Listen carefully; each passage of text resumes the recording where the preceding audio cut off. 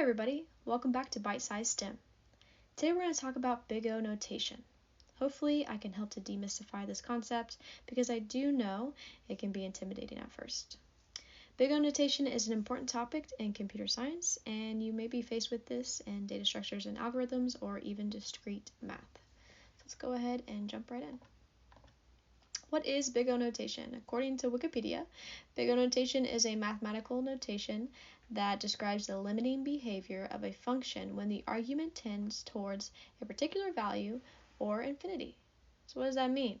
Essentially, big O notation shows us how the number of steps in an algorithm will increase as your input becomes larger. This is important because we want to write the most efficient algorithm. You might see this image on the web.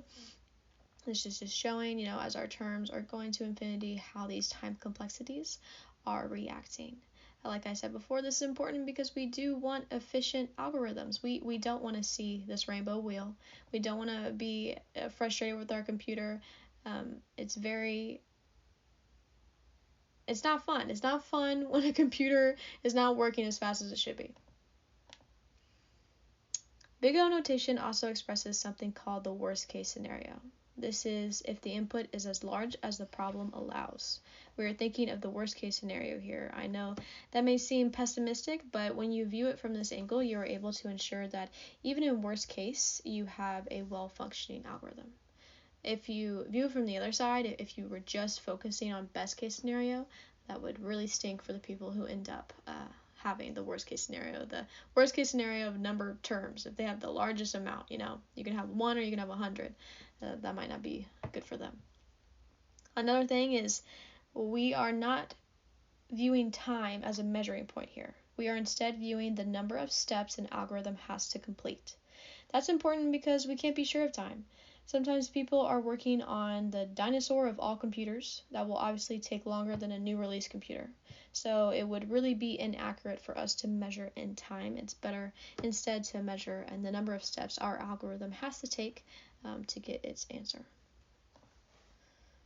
Here are our different time complexities that we will be going over. We have big O of 1, big O of log n, big O of n, big O of n log n, big O of n squared, big O of 2 to the power of n, and big O factorial n. First, we're going to start with big O of 1. One of the best ways to describe this is by comparing it to roads. So big O of 1 is a direct highway with constant travel time regardless of distance. So this is ultimately saying no matter the amount of inputs, we are staying constant. This does not say that our algorithm only has one step. This is saying our algorithm could have 5 steps, but it's just going to have 5 steps. Whether we have 5 terms to give it, 10 terms to give it, or 1,000,000 terms to give it, it's going to have 5 steps no matter what. It's a consistent algorithm. Next we have O log n. O log n is like taking a winding road. It's not linear or straight across, but it doesn't stray far off the linear path. Binary search is a main example for this. This is not as great as O1, but it is better than O of n. I will get into the different search techniques in a later video. Next we have big O of n. This is where the input is equal to the number of steps. This is the road where you look at the map and it's 60 miles away, but you are on a straight road that is 60 miles per hour and speed limit. It's a linear path. This isn't great, also not bad either. It's great if you have 5 terms, then it takes 5 steps. That's not bad. But if you have 1,000,000 terms, then that's a different story because all of a sudden you're taking 1,000,000 steps. So that's where it isn't great when you get up to that higher numbers. And next we have O n log n. It's not good, but it's also not terrible. It is like the scenic route of a road.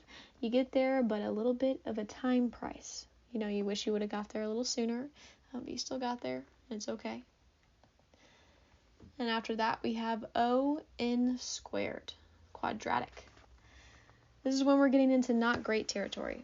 Our steps are the number of terms squared. That number can get very large very fast. O(n) squared is like a congested road where travel time increases quadratically with distance. It's like navigating through heavy traffic.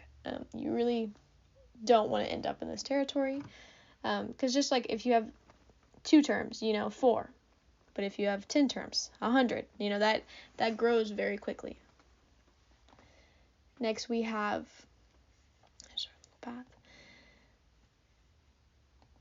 O2 to the nth term.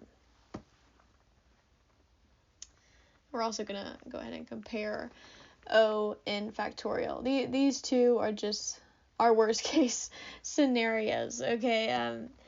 They're the roads that become increasingly dangerous, or they're impassable as the distance increases. There's really you don't want to go that way, warning signs, These two have the power to overwhelm and overload. Definitely could end up just kind of shutting down a computer, when your computer just freezes and the screen doesn't work anymore, It might be these two that are causing that. Okay.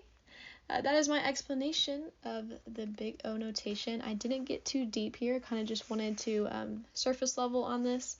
I hope this helps explain why big O notation is important to know and how it could really come in handy when you're working with algorithms. You want to ultimately choose the most efficient algorithm for the problem at hand. Remember, it is measured in steps, and we do look at the worst case scenario of an algorithm. You want to be able to reference this when you're working on problems. So I hope that this was a good video for you, and in my next video I will go through real life coding problems and show you their time complexities. Thanks for watching.